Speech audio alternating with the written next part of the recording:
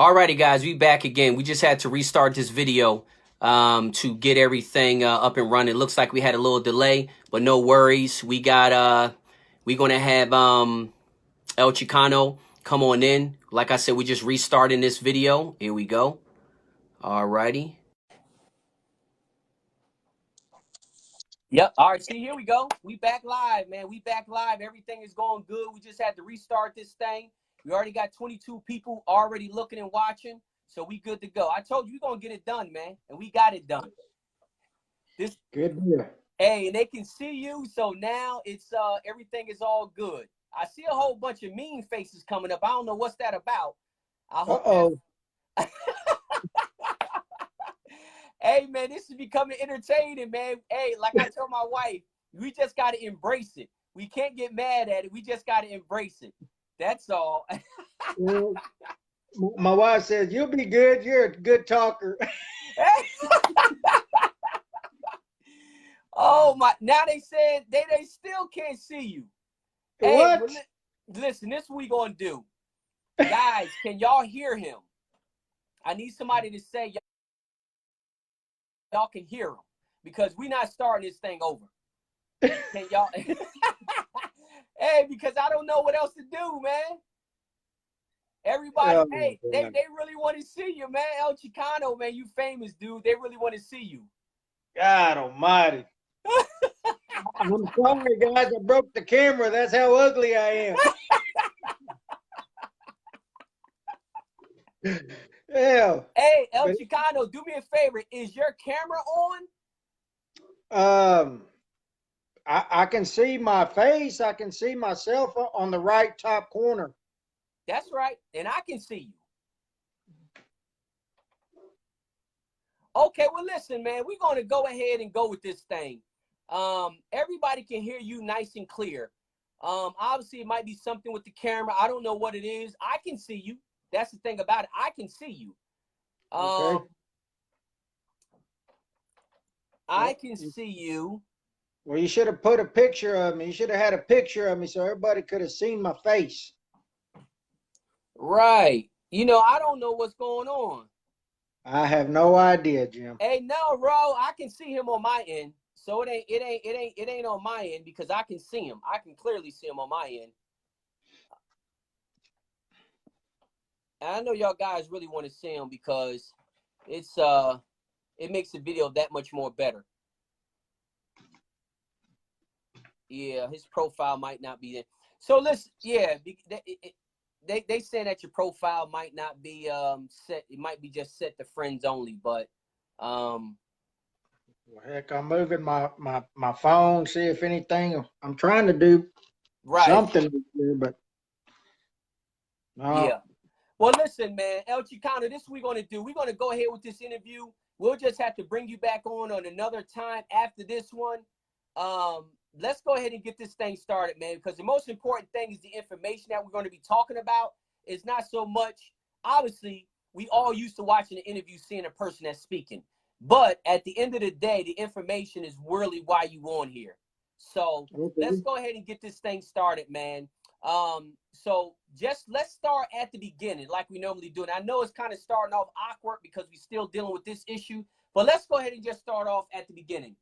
One, everybody know you as El Chicano. That's one of the things that you told me when we first talked.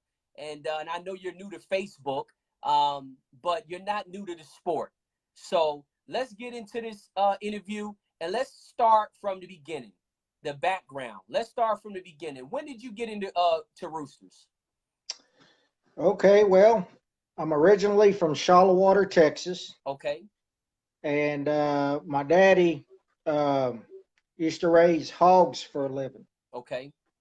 And we had a farm, and we used to pretty much just raise all our animals back in the day. We used to raise hogs, cows, chickens. We raised chickens for eggs. Mm-hmm.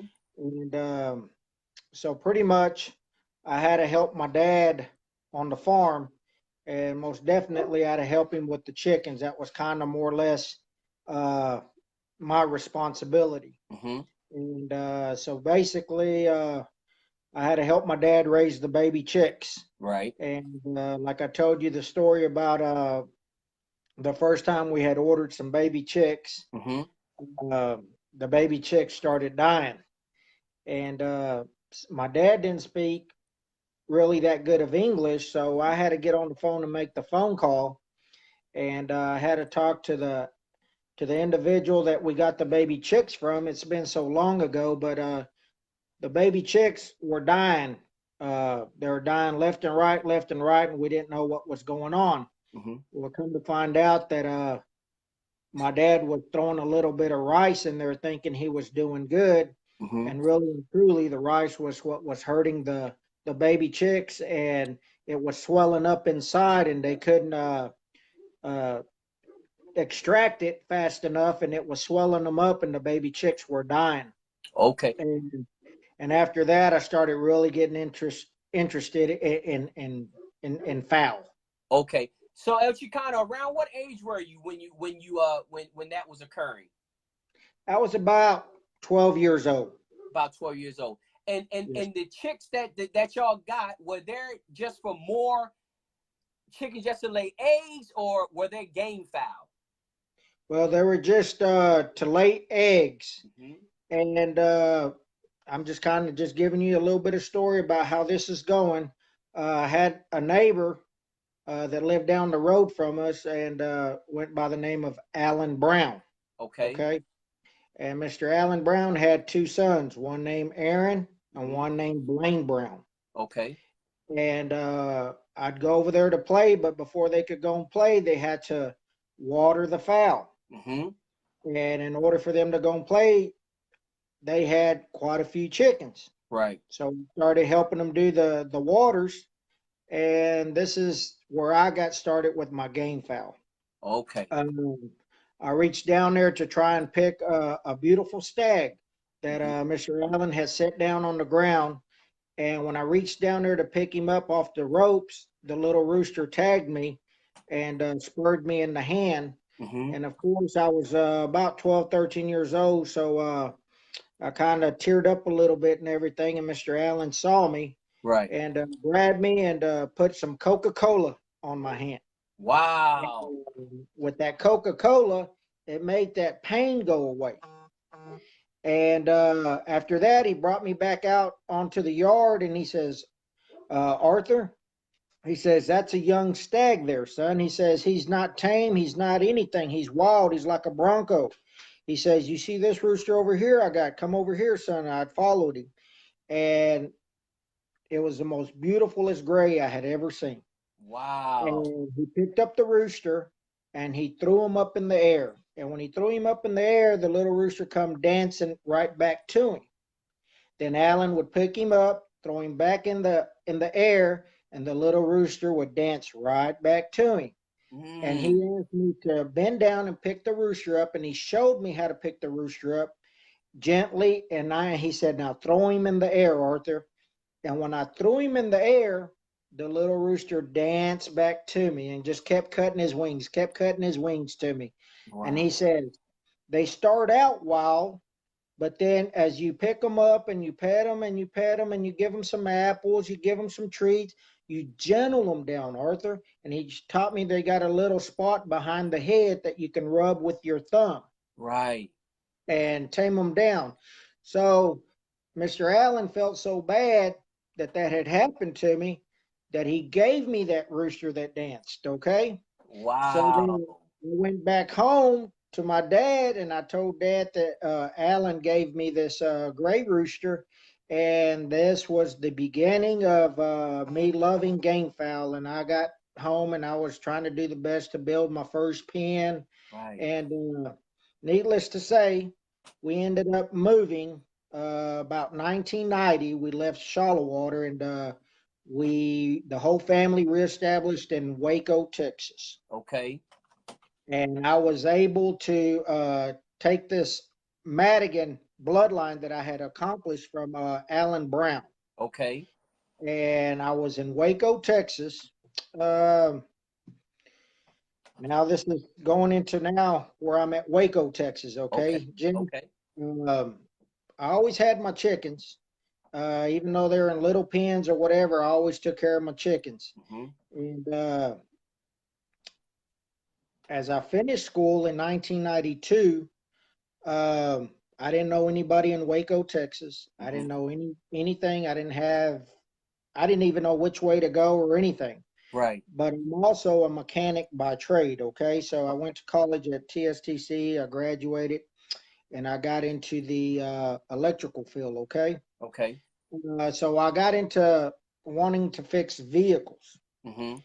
And I had an old 65 Chevrolet pickup truck that I wanted to get repainted. Mm-hmm. Well, everybody told me that there's this man by the name of Randy Dvorsky. Randy Okay. Dvorsky. Okay.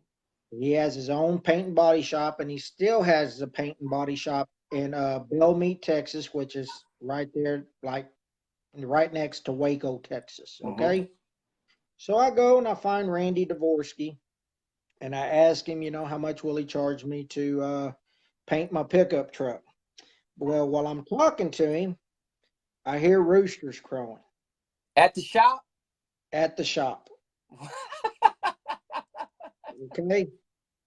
And to make a long story short, Randy has his own business uh, where at his home. Okay. Right. And they got a couple of acres. And I just keep hearing the roosters crowing. And Randy notices that I stop every time talking when I hear the roosters crowing. And I ask him, I said, "Do you got chickens?" And he says, "Yeah, I got a few." I Uh-huh. said, "Really?" I said, "Well, I like chickens." He goes, I got a Madigan gray that I got, and I got two hens. He goes, "You like grays?" I said, "Yes, sir. I love grays." Right. So he said, "Well, why don't you come back here and look at what I got?" So we go to his backyard, and lo and behold, I did not realize there was a big game farm right Wow. behind his house, and those were my words. Wow. Wow. So I started walking, and as I was walking, I just saw the most beautifulest roosters I had ever laid my eyes on, Mm-hmm. and I was just mesmerized by all the chickens that I was looking at. Mm-hmm. Well, make a long story short, most definitely told Randy I wanted him to paint my truck, Right. but really and truly is because I wanted to see more chickens. And and that's a whole different story because he made me sand on that truck and he made me sand on that truck. I think I sanded all the way to the metal. And it's an old pickup truck, so they had a lot of layers, you know what I mean? And but I was really wanting to see these chickens, and it was time for, I'll never forget it being the evening time, and Randy just had to start watering chickens. And I was so happy, "Hey, let me help you, let me help you." I was so willing to want to help him. Right. Right. And make a long story short, me and Randy became very, very great friends. Okay. Okay. Uh, went to the extreme of I was even his best man at his wedding. Okay. Wow. So I was really close with Randy. Mm-hmm. And so, of course, I want everybody to understand that Randy Dvorsky's daddy, they called him Devo, from my Okay. understanding. I didn't have a chance or the privilege to meet Randy's daddy, Okay. okay? But I heard a lot of stories that he was very good friends with Jay Good Mm-hmm. and Ken Hutchinson, okay? And I heard he was a real good handler. I heard he was a very good rooster man. Okay. And one of the compliments that Randy gave me as the years went on, and I hold this very true. He said, "Arthur, my dad had a gift." And he says, "And that's all I can tell you. It was a gift. He Mm-hmm. could see fowl, he could see chickens, and he just knew which ones, he just had that eye." He Okay. says, and I noticed that he goes, "You have that gift as well." Mm-hmm. He goes, "And I've never seen nobody have that gift." And he goes, "And you have that gift." I said, "Really, Randy? You think so?" He says, "Yeah, I know so." Okay. He says, "Okay." So now, since I like the Madigan grays, which is like a frost gray, okay? Okay. And He says, Arthur, I'm going to take you to this man that I know that has nothing but grays. okay. Okay. So then, And this is Randy telling you this, right? yes, sir. So now Randy is carrying me to Ken Hutchinson house. And Ken Hutchinson lives in Coolidge, Texas at this time. Okay. Okay. And Ken was the principal at Coolidge High School. Okay. Okay. He was the principal.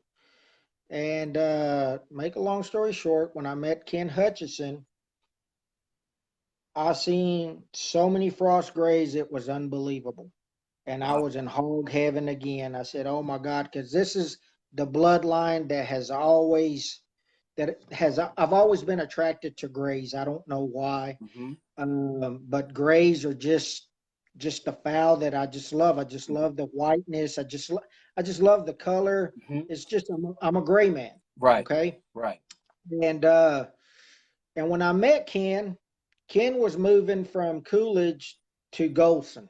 Okay, Golson, Texas. Mm-hmm. And that year, Ken had raised so many stags that he was having to put them in drop pens because he had so many. All his pens were filled up, Mm-hmm. and he didn't know what else to do because he had so many stags. Mm-hmm. And we had to get him moved to Golson, okay? And he told me, he says, Arthur, I'm going to give you, since you're Randy's friend, I'm going to give you an opportunity of a lifetime. Mm-hmm. I said, and what is that, Ken? He said, I'm going to sell you as many stags as you want for $10 a piece. Wow. And of course, I was a young man and having a minimum wage job. I didn't have a whole lot of money, of course. And he saw that I was a young man too, and I believe that Ken would have just gave them to me. But he figured, God dang, I at least can get $10 to get some of that feed money back. So, I get it, I understand, and so I want to say that I purchased about 40 little stags, okay? Okay. And they're a little bit more bigger than a quail, they're in between crowing and not crowing. They were a little bit bigger than a quail is the best way that I can explain it, okay? Okay. And I helped Ken move. We're loading up 3 trailers. We're loading up TPs and all his wire pins and we look like the Beverly Hillbillies going down the road moving all these chicken pins. But throughout this whole ordeal, I befriended a great cocker, somebody who has taught me so much, that has been genuine, that has been a great friend. Right. And throughout this whole ordeal, he introduced me to Jay Good. Okay. Okay. And through having great friends like Randy Mm-hmm. and Ken, it opened the doors for me to have access where many people don't have access to. Right. And they would always tell me, do the right thing and the right thing will happen. Right. And be honest in anything and everything that you're trying to do, Arthur. He says, because what you do, what you reap is what you sow. Right. And I'll never forget when they carried me to Jay's house, okay? Mm-hmm. And Jay lived in Bruceville, Letty, okay? And this is one of the biggest things for me was when I was able to pick an entry out and have the privilege back when it was legal Right. to fight um, a show at Texoma at the Jay Good tribute. Wow. And I would go quite a bit to Texoma and stuff, and Jay and Lily always had the same seat every time. And and to know at that time, I didn't really realize how big Jay Good was. He had 2 brothers named Paul and Joe. I had no idea how popular they really were. I had no idea because I was from Lubbock, Texas. Right. Water, Texas, that Right. is. And so to me, I was just going along with the flow and not really realizing, who I was really dealing with, That's right. and many, many years of knowledge. These men had great knowledge of fowl, and they taught me a lot about health. Okay. And but I just want everybody to understand, you know, from where I started to where I'm at and how I ended up Hmm. with the bloodline that I have today. That's right. Okay. That's right.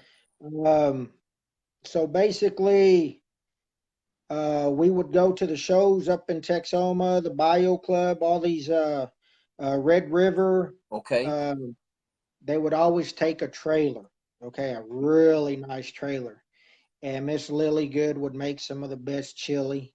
I had the privilege of going inside this trailer, and it was just listening to the stories.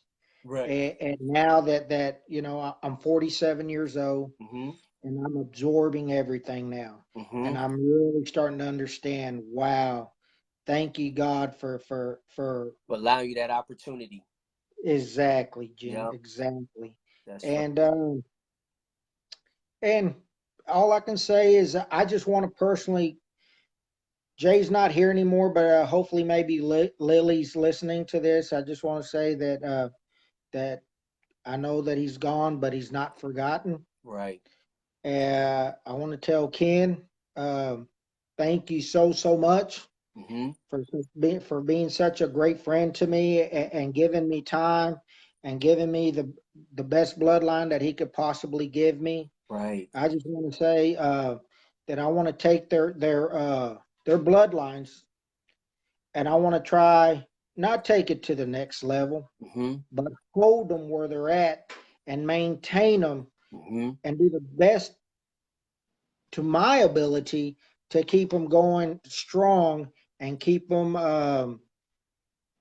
where they left off. I just want to keep taking care of their fowl and their memory, and that's my gift back to them. Right. Right. Just maintaining their standards. Yeah, yes, sir. That's right. That's right. So now we talked about your background, and now also we talked about your first bloodline. Let's talk about now that you just talked about maintaining their foul.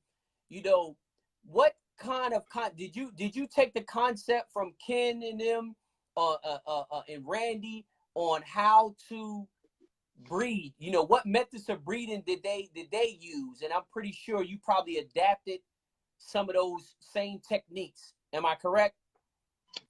Um, I started receiving that. I started caring about breeding.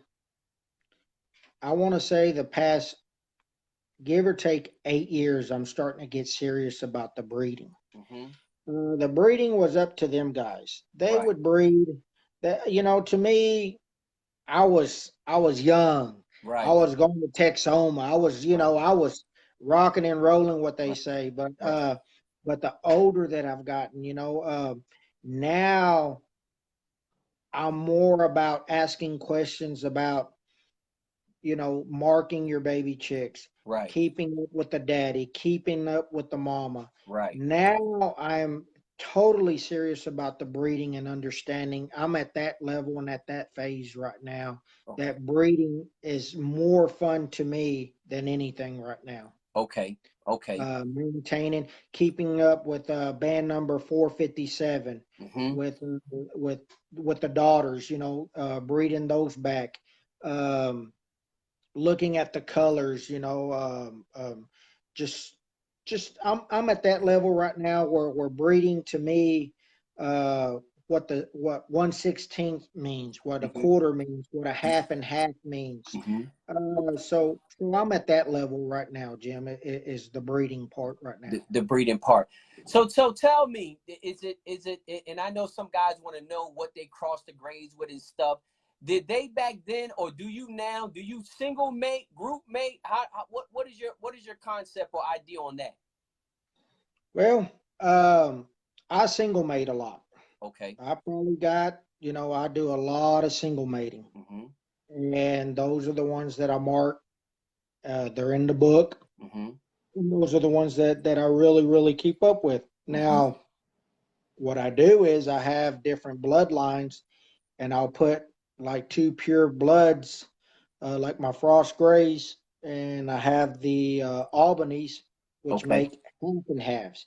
Either I'll use all Frost Gray hens and the Albany cock, the pure Okay. Albany cock, or I can do the vice versa. I can use the Frost Gray cock over all the Albany hens. Okay. And every year I try, and one year I'll do it one way, then the following year I'll do it the other way. Okay. Um, and that's basically for me to keep up with. Okay. Um, and it's just playing with the fowl. I just love seeing what I'm going to produce. I Right. just love to see, after doing it so many years, I pretty much know what they're going to look like. What you're going to look like. So tell Yeah. so tell me this, El Chicano. Would you continue on using their same methods? Do you feel as though that you've been able to maintain their standards that they started you off with? Well, I'd have to base my input by the input that I've received from my mentors, which is Randy and Hutch, and they feel like they're just as good, if not better. Okay, great, great, great, great, great. So that has to be a huge accomplishment that you have been able to maintain the foul, um, um, like they were given to you when you started. Um, Yes, sir. and I guess that speaks volumes also too, because like you said, when you started out with those guys and the way those guys were traveling, you did not know they were that high on they were competing at that level throughout the United States. So you started off with some really good fouls and some very high standards, correct? Correct. Yes, sir. And my deal was I played around more with like what happens if I put this together? Mm-hmm. Because they're more loyal. They're more, they're real conservative. They try to, protect and take care of their bloodlines, Mm-hmm. and try and be very careful with what they're infusing. Mm-hmm. Versus me, I kind of go back to like Walter Kelso once said, hell, if they can fight and do what I'm looking for, the traits that I'm looking for, that's what I'm looking for. Mm-hmm. And sometimes I guess I went out there, reached out there, because I feel like if you don't change with time, Mm-hmm. you're going to stay behind. Right. And I got a hold of this awesome bloodline that's called Bates Grays. Okay. Okay.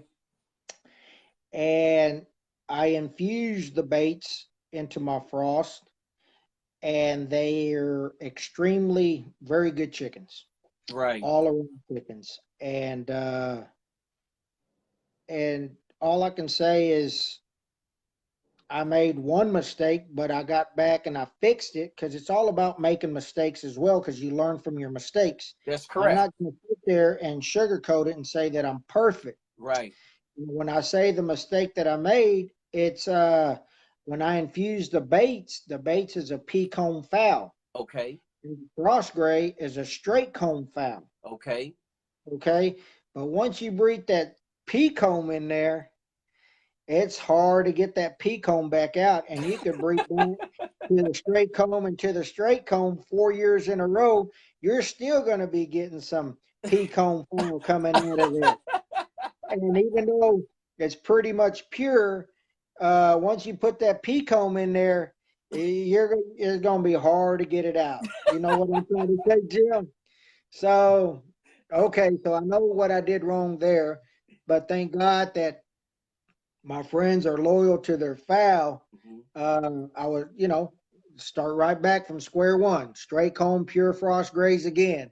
Oh, so But you went all the way back to the beginning, huh? Once you realized that that mix wasn't what you were looking for, you just eliminated that and just went on back to the drawing board. well, I've kept them because they're such good fowl, like I tell you. Right. But I learned I don't need to be putting pea comb with my pure frost grays that are straight comb because I got to keep I learned that you're gonna breed straight comb to straight comb. Everybody knows that a frost gray is supposed to be straight comb. Okay. Okay. Uh-oh. It looks like the Facebook done got us. Look like he froze up. Man, they're really making this extremely, extremely difficult. El Chicano.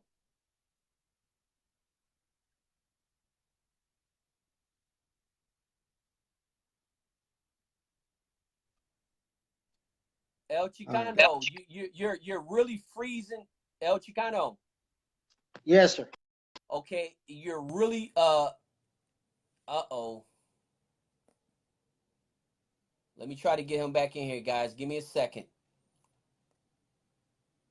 Give me a second. I'm gonna try to get him back in here. All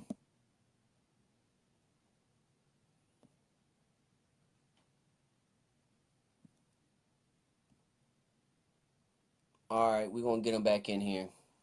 Darn, man, I cannot believe this. Okay.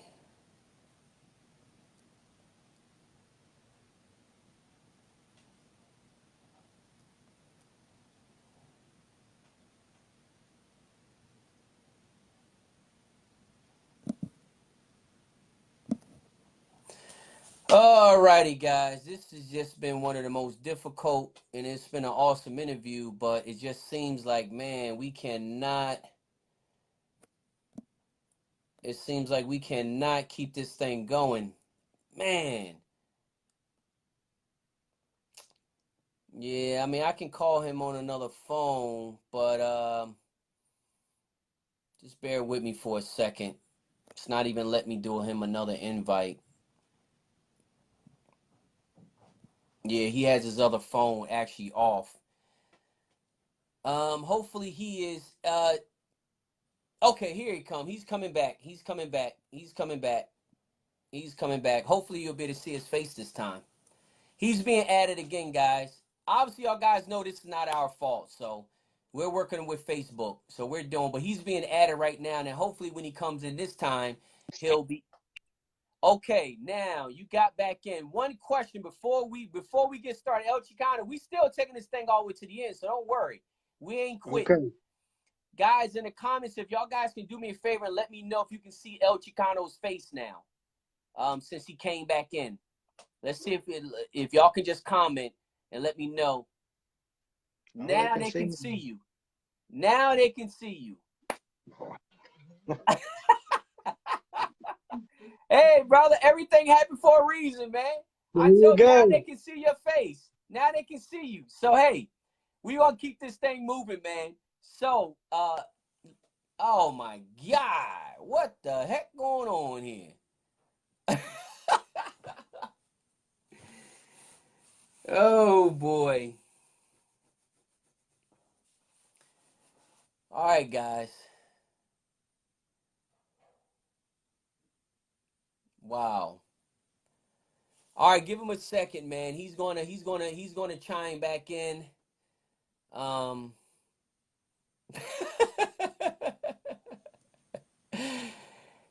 They just kicked him back out, man.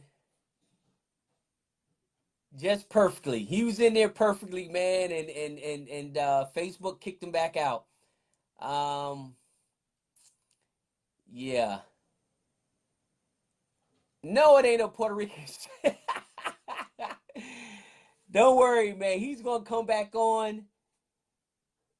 Hey, get on in here, man. El Chicano, I see you. You can see me, but request to be added to the video. I see you posting in the comments, but I need you to okay, here we go. Here we go. All right, he's coming back in. There you go again. Hey, you playing Houdini with me, man. You disappearing and you coming back. I'm not doing nothing, Jim. I'm just sitting here. I don't even want to move. God bless. So listen, this is what we're going to do, man. Hey, I tell you one thing. At least we got some hardcore followers because they ain't abandoned us yet, man. We've been having all kinds of stuff going on, but they're here. They want to see this. They want to hear this story because this passion runs deep, man. It runs deep, and these guys know from being in the sport, very few things work out the way they're supposed to work out. Oh my God. I think wow. Let's see here. Don't worry about it. He's coming back. Man, I can't believe it. He's coming back. So when you get back, Can you see me? yep, I can see you perfect, man. Maybe that's what it is. Maybe it was in a bad area. So I moved a little bit, so maybe I figured maybe move, do something. I'm trying to do something, guys. We're in the drag again. All right. all right. Put some heat, So put some heat this is on where the we back. going. El Chicano, this is where we going. Let's All right. yeah, we know Ray, man. He definitely need so what we gonna do now is we both, you and I, are going to stay as still as possible. We're gonna be like ventriloquists. You know how they have the little Muppet with the hand? So we're gonna Yeah. try to stay as still as possible and only allow our lips to move. But let's go back. You went out when you started to talking about everybody knows with grays, you gotta grays only come straight comb, so you should breed straight comb to straight comb. So start from there as far as what you learned with breeding grays, your mistakes, and then what you started to do after your mistake. Well, back again. When I infused the pea comb fowl into my straight comb fowl, I was able to correct it because I still had my pure fowl still available to me. Okay. But I learned that once you put pea comb in there, it's really hard to get that pea comb blood back out of there. Okay. Which wasn't a bad deal because they were really good fowl. Right. Right. But it's tricky because some may come straight comb. They'll come straight comb, and what I'm getting at is all of a sudden you think that you're breeding a certain hen that you bred back 2-3 years ago, Mm-hmm. and you realize you made a mistake because you have a pea comb stag with the markings. Okay. Then you realize, oh my God, I messed up. Right. So you have to be very careful when you're breeding. Right. Okay. Because there's a lot of people that'll complain about, hey, a frost gray is supposed to be straight comb. So, you try and do the right thing. Right. You try, because in order to keep a pure bloodline, in my opinion, okay, Okay. strong, Okay. healthy, something that is going to endure sickness, the immune system. Mm-hmm. You have to infuse new blood into it. Okay. Okay. You have to try and keep that blood, because once you keep breeding pure, Mm-hmm. they start coming smaller. Mm-hmm. They start lacking that goodness to them, Mm-hmm. and you have to breed something in there and then breed it back out. Okay. And that's basically how I was taught. Okay. Okay. Mm-hmm. And how these roosters, these bloodlines are in there for 100 years. Just imagine there's people that say, hey, I've never put anything in it. I've bred them, brothers, sisters, aunts, uncles Mm-hmm. for 50 years. Mm-hmm. Well, um, that's everybody has their way of doing things, but this is my way of doing things, Right. Tim. Right. And it's worked for me. Right. And my goal is to have a good, healthy fowl. Right. And Right. it doesn't matter what fowl you have or what bloodline you have. If you don't have health, you don't have anything. And that is the main thing that I want to stress. Right. Um, And that was going you to be our can, next topic too. okay. Yeah, the next topic that I wanted to talk about, and I know you mentioned something about this, and I think we talked about it before, was the fact that, like you were just saying, I'm just pretty much going to repeat what you were just saying. it's not only just the bloodline of the fowl, but it's also the health. So explain to the viewers when that health tells the differences versus the bloodlines. I know we had a short conversation about that, I think a little while back, and you were saying that, you know, you just can't just focus just on the bloodline. You got to also focus on the health, because when somebody's out there working as hard as you are working or got the same genetics, then that's when that health is going to kick in. So go explain to what's your thoughts on that. Well, it starts out in the brood pen. Mm-hmm. You know, you got to have great foundation, Mm-hmm. and then from there, you know, you get some nice clean eggs, and you know, you hatch them, and you get some really nice, good, strong baby chicks. Right. You know, hen sitting on 12 eggs, and she hatches 11 baby chicks. Right. You know, that's a good sign. Right. She has 12 eggs in there, and only 2 hatch. That's not a very good sign. Right. But and then also, you know, the baby chicks are vibrant, strong. They're all peas in a pod that they call it. You know, it just everything looks really good. And now you got to give them the best water, Right. the best. You know, you run them through a little program. You know, I for me, I feel like the first 3 days, the baby chick's going to have everything that Mother Nature's going to give it. Mm-hmm. And my deal is to give it a great environment, very nice and clean. Brooders, I like to raise them in a brooder for a little while. Okay. Okay. And then from the brooder, I'll put them in a box with wood shavings. Okay. Okay. And I sprinkle a little bit of the medicated Purina feed around the box and everything, because I like them scratching in that wood shavings a little bit. Okay. Okay. Okay. And then after that, I run them through a program with medication, um, electrolytes. Um, there's a deal out right now that Purina makes that's called 3-in-1. Mm-hmm. It's electrolytes. It's a bio. Um, what's the word I'm looking for? It helps their digestive system. Probiotics. Okay? Probiotics. There you go. Mm-hmm. And I kind of run them and make sure that they're going to get everything that they need, because they're fixing to, you know, go through some stress and put them out outside.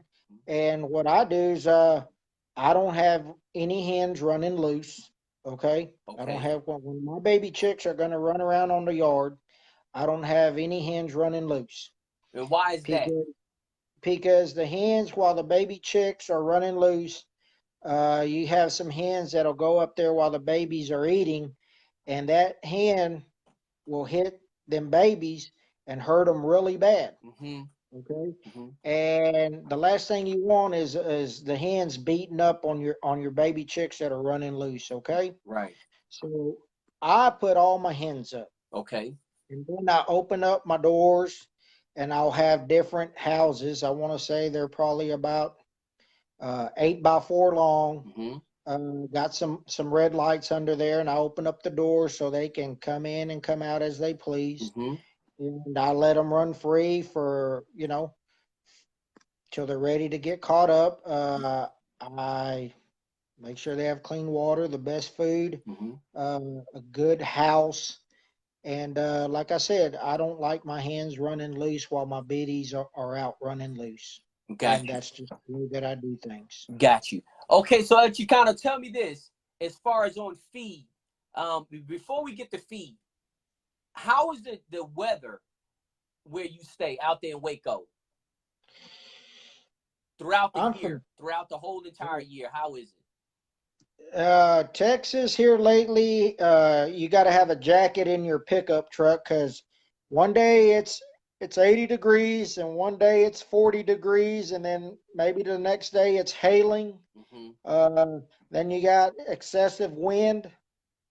So we got a really erratic weather here in Texas, is the best way I can explain it. But for the most part, it's pretty nice. Okay, but you have to be ready for whatever's coming. Okay. So tell me this. So basically, with that type of weather, is there any type of ways you have to adjust feeding? you know, for erratic weather like that? Or and I know it's not as cut and dry like in some areas, like further up north, Kentucky and stuff like that, where they get snow and all that. You know, they either get nice weather or they get freezing cold weather. So it seems like that's not so much down there in Texas, right? Well, Jim, I'm going to tell you what. I'm going to try and help somebody out right here because this is something that happened to me and I had to learn the hard way. Mm-hmm. Okay. And this is for the ones that are going through snow, freezing weather, that's freezing outside. And my good friend Randy is the one that taught me this. I don't want to call it trick. Mm-hmm. It's more or less common sense. Mm-hmm. But it's got to do with what do you do when your water freezes Mm-hmm. and you got over 500 fowl out there Mm-hmm. and you have 500 cups that are frozen, you know, they're just frozen, but you know that these chickens got to get water. Mm-hmm. Okay. And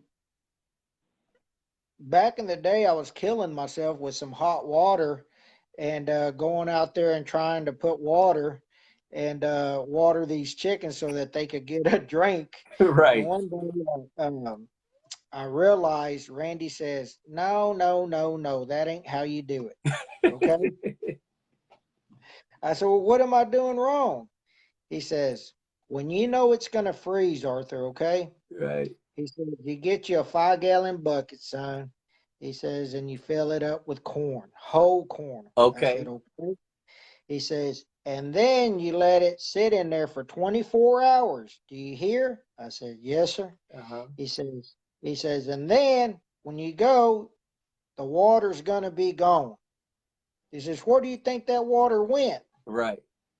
I It, said, the corn absorbs the water." He goes, "That's right." right. So now you got feed and you got water. Right. So now you go out there and you feed them that corn and you could get on back inside.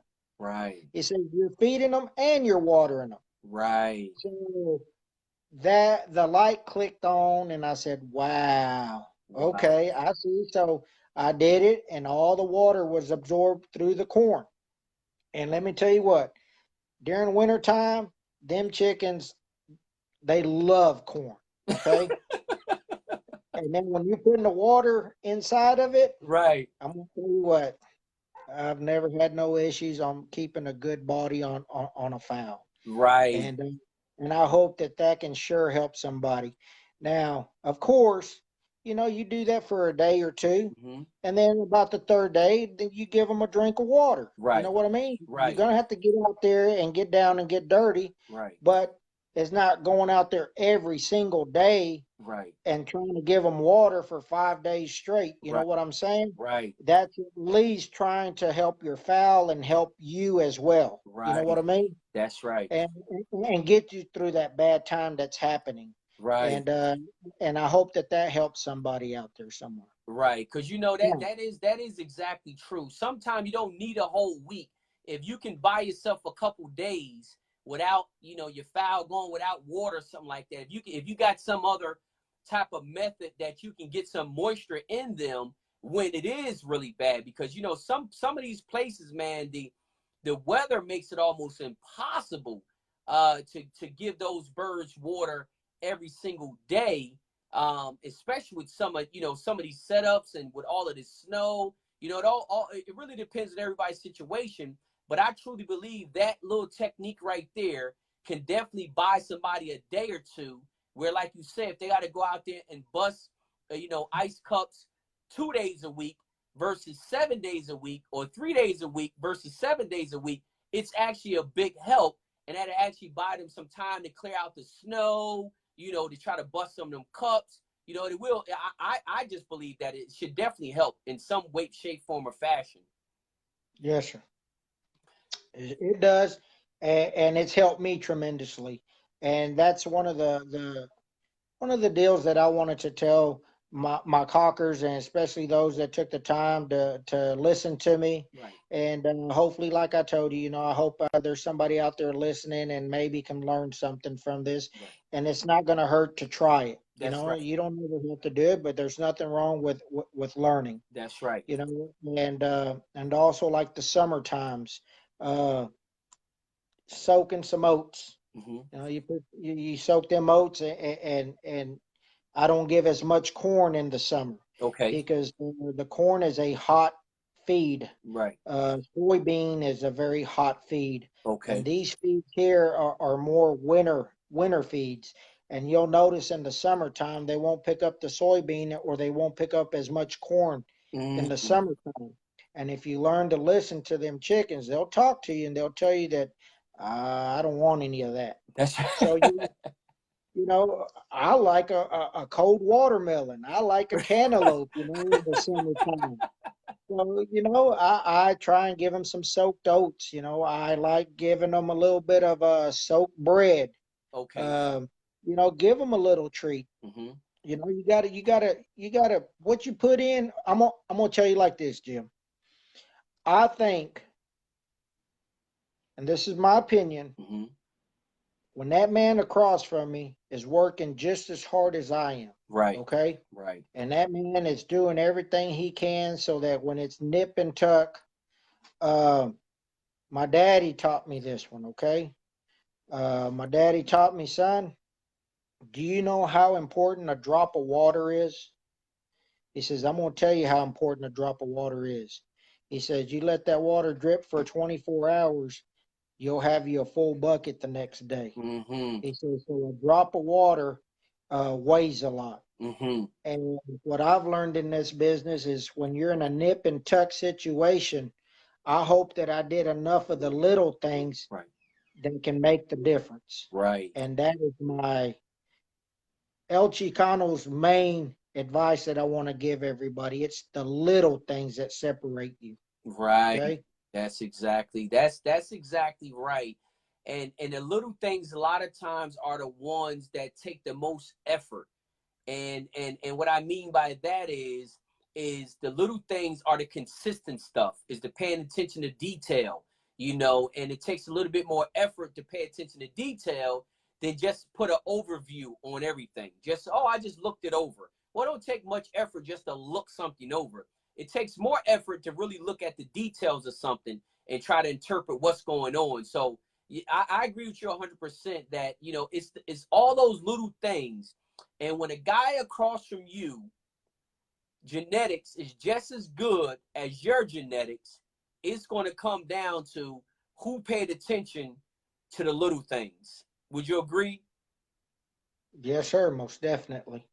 So let's talk about as far as your setup. Do you like tie cords versus pins, or do you use both? I use both, but I love tie cords. Okay. But of course, you got to understand stags, their spurs are too soft. You know, they haven't set. So you try and put them on the tie cord too soon, you mess their spurs up, and their spurs is kind of like braces in your mouth. Okay. You know, you start pulling on them and they start going a different direction. So Okay. you can't put your stags out on that string too fast because, and also they ain't finished growing Mm-hmm. and they haven't had the opportunity to mature yet. Mm-hmm. Okay. Mm-hmm. So I like to keep my stags in a 4x4 pen. Okay. Okay. And I have to have sand in them. I love to have very nice, clean sand in all my pens. Mm. It helps. It helps with their feet. It helps with their feathers. Mm-hmm. It just helps keep your fowl looking very good. It's a clean environment, Mm-hmm. and I just in a lot of my pictures you'll realize, I'm adamant about having sand in all my pens. Okay. Right. Right. and Right. uh, and also I'll move my pins. And when I move my pins, I like for it to rain a couple of times so that the rain can sanitize my ground. So I'm always moving my stags. I don't leave them in the same area all the time. I'm always moving them. Okay, so Chicano, tell me this. I know in Puerto Rico we have two types of sand that is used. Well, I ain't gonna say two types. They have two types of sand, but there's only one sand that's used. and it's the sand from the beach. They got the sand from the river, and then they got the sand from the beach. In Puerto Rico, we use the sand from the beach. We don't use the sand from the river because it's almost like a mud. The sand from the That's right. beach is more like the natural, you know, like a regular sand. So what type of sand do you use? I would call it like a cement sand. The sand that the schools use, like for the long jump Right, pits. right. Okay, okay. Like a playground type sand. Yes, sir. Okay, all right. So tell me something. I really like sand. I think it's is a lot easier to keep clean. It is definitely good on their feet. And it's easier on their feathers also. So Yes, sir. um, so you like tie cords. You also like the pins. You said you keep the stags and 4x4 pins on sand, and before you move them over to a tie cord, correct? Correct. And you have to understand the dirt here in Waco, Texas is what they call black dirt. Okay. Okay. And the black dirt gets very hard. It's like clay. Mm. So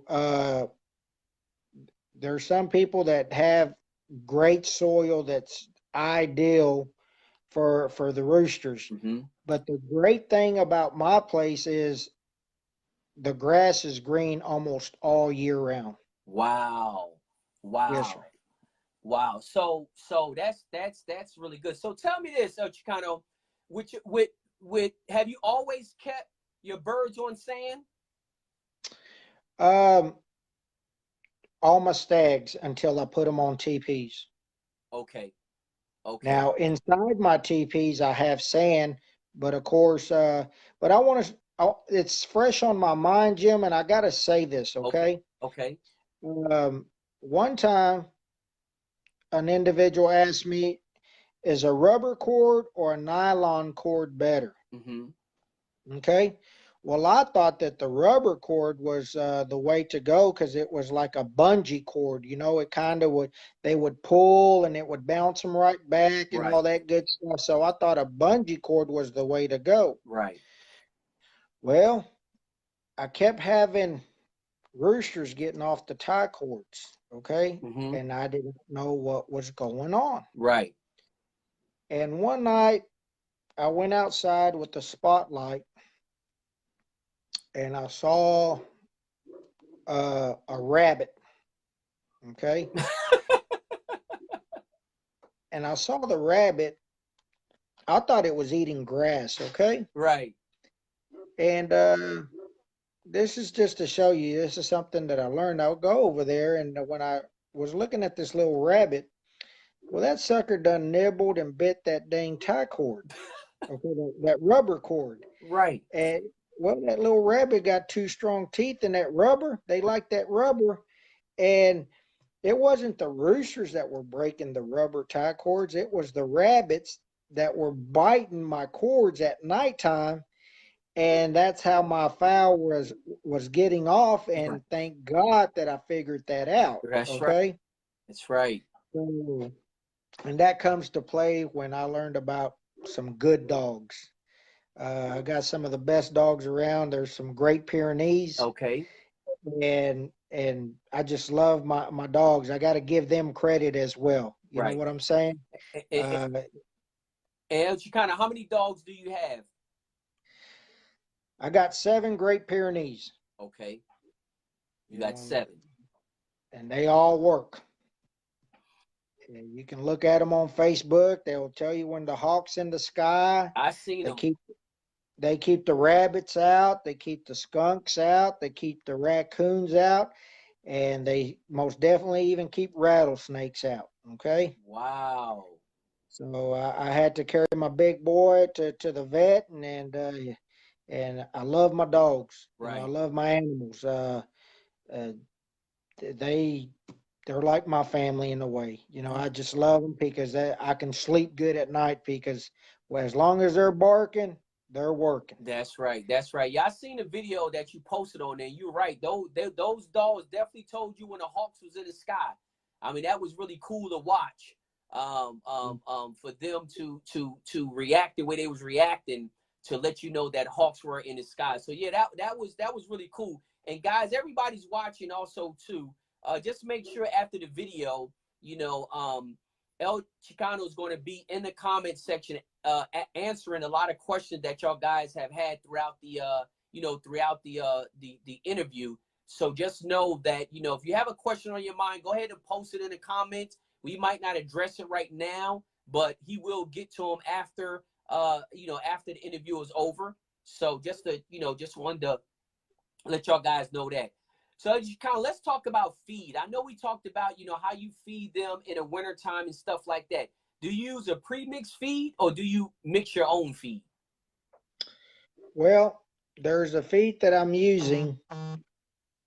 Okay, I got something that came in through here right now. I use a feed that's called Thunder Chicken, okay? Okay. And it's made out of Fort Worth. Okay.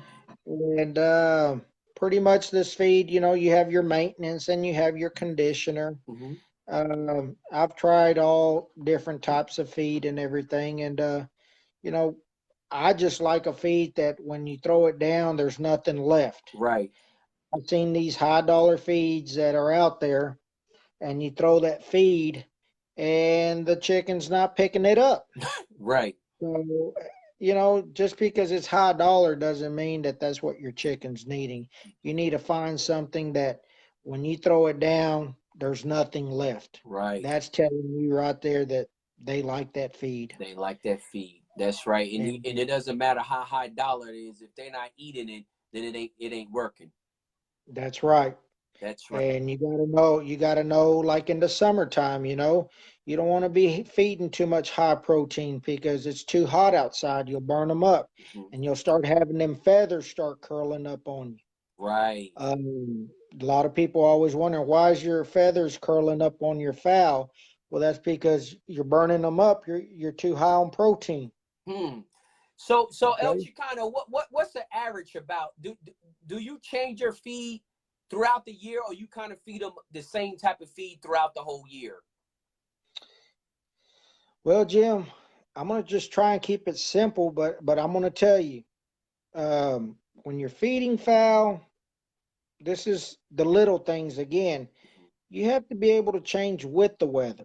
Right. You have to make the adjustments, and those are the things that separate the individuals. Right. But to keep things simple, and these are things that you can only learn with years and experiencing things. But for the most part, that's why I'm trying to stress during hot weather, you don't want to feed them as much corn or high protein because it's hot outside. So you don't want to give a hot feed. You got to learn your different seeds. Like your soybean is probably the highest in protein. Corn is very hot. So you have to learn to make those adjustments because, for example, it's going to be cold for a cold front's coming in. So it's going to be cold for a couple of days. Right. I got me a 50-pound bag of whole corn. Okay. So I may add a little extra corn into my feed, because I know it's going to be a little colder. So I'm going to give them a little bit more corn. Right. Right. So I make the adjustments as I see the weather every day. Right. So pretty much summer times, I like to give carrots. I like to give what's that I'm looking for? I even shred potatoes. Okay. Okay. I like to give my chickens cheese. Okay. Wow. I grate some cheese. And then, you grab your little shredder and you just grab you some little bit of cheese. Right. And you mix a little cheese in there. And everybody knows that a lot of people feed cottage cheese, Right. That's right. So it's the little things, okay? Right. I stress that so much because, and then also, as Randy would say it, don't forget that they're fowl. They're not pigs. They're not right. They're not dogs. They're not they're fowl. Right. But you also got to give them a little something every once in a while. That's right, Jim. That's right. That's right. That's right. Yeah, that's In other right. words, don't just be feeding cheese all week and then your rooster's all stopped up and all that That's kind of right. stuff.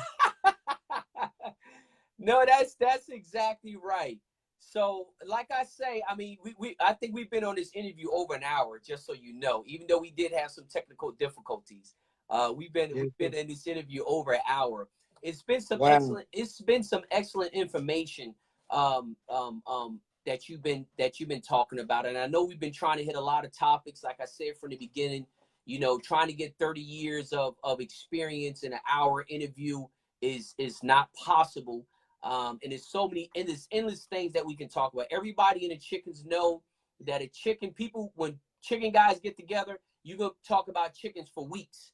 So you can never run out of topics. You can never run out of scenarios, situations, experiences, and all that.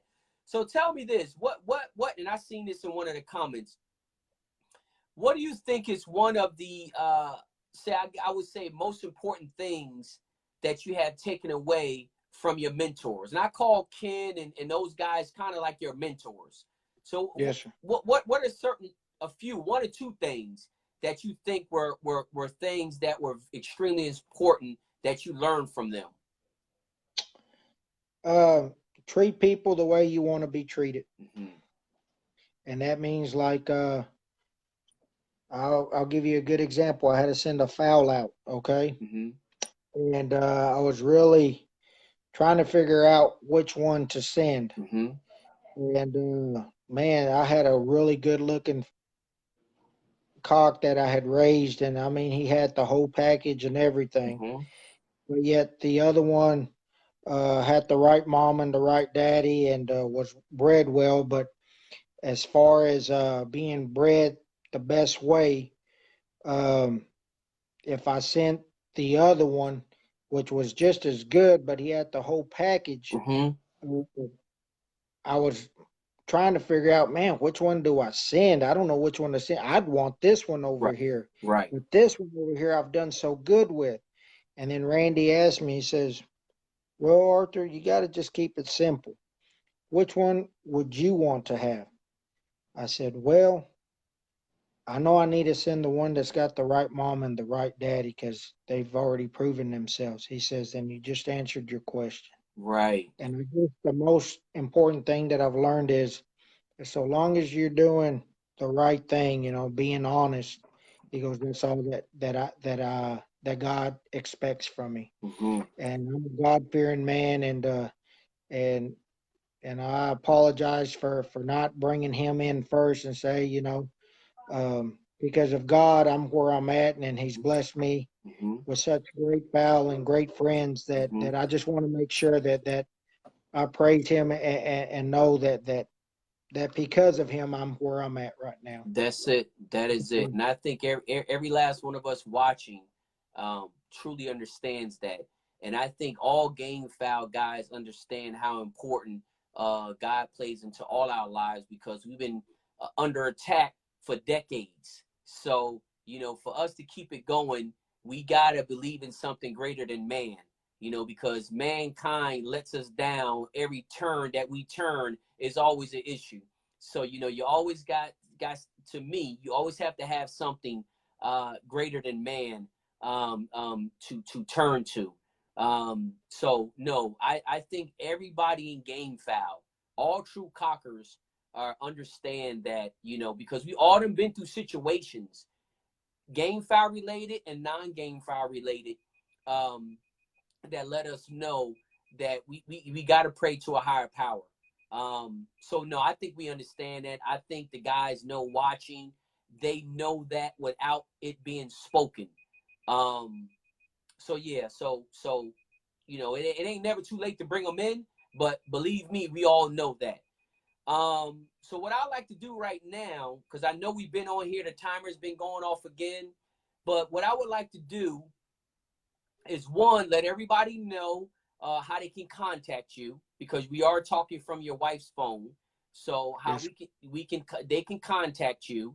Also, two, you'll be in the comments over the next day or so because I know it's late. Over the next day or so, replying to the comments and the questions in the comment section. So guys, y'all can reach out to him. It's Arthur Contreras. his name will be in the comment section.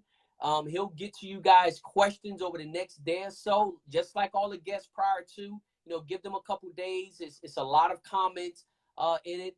We want to greatly appreciate all y'all guys giving us the time and watching. El Chicano, I really want to thank you for coming on the show.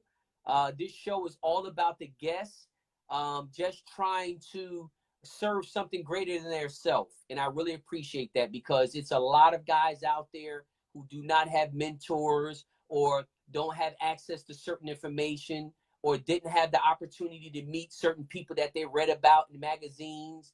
So to have some of these guys come on and have guys that labored under them to come on and tell stories, because it ain't all about, you know, feeding and breeding and all of that. Sometimes, you know, we want to hear the history. We want to hear the stories. You know, that's just as important.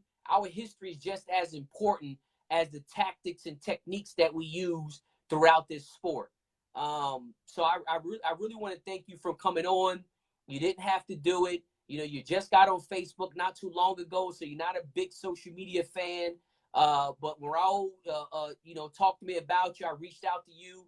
You know, you thought about it, which I understand and respect. And a lot of the guests prior to felt the same way. Some of them just was fine with it. But I do appreciate you agreeing to come on. I just felt as though you had a lot to bring to the table. I also felt that it was something that somebody can learn from you, whether it's 1 or 100. And it kind of, you know, you fit the guest profile that I'm just looking for. I'm not looking for somebody to come over here and boast and brag about what they done and how they do. You know, I'm not looking for that. I'm looking for somebody to come on here and share knowledge that a lot of times a lot of people didn't have access to, and to share it selflessly, not with the intent to boost your reputation to sell chickens. So that's the profile. You fit the profile. That's the reason why I asked you to come on, because when you first recommended to me, I said, well, let me look into them first, because a lot of people recommended to me, and I don't agree with everybody who's recommended, because again, I want somebody coming on the show not for their own benefit. It has to be something greater than their self. So I appreciate you coming on. I'm glad you agreed to do it. I hope that it's mutually beneficial, that it gives you opportunity to pass the torch or at least teach somebody like you were taught. So I hope that it did give you that opportunity, and I appreciate you coming on, agreeing to come on the show. And Jim, I just want to tell you, thank you also for what you're doing. This is what we need. We need positive things like this. Mm-hmm. And we just got to keep kicking. Mm-hmm. And I just want to tell everybody that joined me today and that's watching this show, from the bottom of my heart, thank you. Mm-hmm. And I hope that I was able to help someone. And again, you know, if it wasn't for these little chickens that have taught me so much, Mm-hmm. they've taught me not to quit. They've taught me not to give up. Mm-hmm. With life in general, the things that you know that life throws at you. Mm-hmm. These little chickens have taught me to be disciplined. They've taught me to be very responsible, Mm-hmm. and it's these things that I love this sport and the game foul. It just I just can't express it in so many ways. It's just an awesome sport. Right, exactly. That's exactly right. And I'll ask you this last thing before we close out, which I ask every guest that comes on. Would you agree to come back on the show? Because like I say, it's hard to get, you know, decades of experience in an hour and a half of time. So I'll ask you like I ask all the guests, and I won't be insulted if you say no, but would you come back on the show at a later date? I would be honored to, my friend. Thank you. I really appreciate it. Guys, I just want to put one thing out there. Last thing, a good friend of mine's, a supporter, the Purebred Warrior magazine. A lot of guys don't know about it. It just came out. It's a group of a nice team of guys putting a lot of effort. Some of the guys that's been featured in the magazine has actually been on a show. We have interviewed them. But again, it's a great digital magazine. It's very, very reasonably priced. I'm not saying it because I wrote an article for the magazine, but it's a great magazine. I think anything that's gamefowl related that could portray a cocker, this sport, this culture in a positive manner, I think we should all support it. Again, it's extremely reasonable. It's a lot of work been put into it. It's very well done. So go to these guys' Facebook page. It's Purebred Warriors. They have a group on Facebook. You can, like I said, if you just search it on Facebook, you'll find them. And just look at a couple samples of the magazine. I think it's you guys will be extremely, extremely happy. They've been very supportive of me. I want to be supportive of them also. So that's it, man. We're going to go ahead and close this show out. I usually say my last phrase that I was taught by somebody who's like a brother to me. He used to always say before we departed, always stay focused, stay positive, and stay blessed. And I'll see y'all guys next Friday. El Chicano, I'll be talking to you soon. Don't forget to go in those comments and respond to those comments. This way, guys, y'all know how to get in touch with him. He doesn't have a lot of information on Facebook, but y'all guys know he has a lot of knowledge, a good representative ambassador of the sport, so don't hesitate to reach out to him. El Chicano, I'll be talking to you soon, brother, and I'll see all of y'all next Friday, 9 p.m. on our next show. Talk to you soon. Have a good evening. God bless. Amen. God bless you too.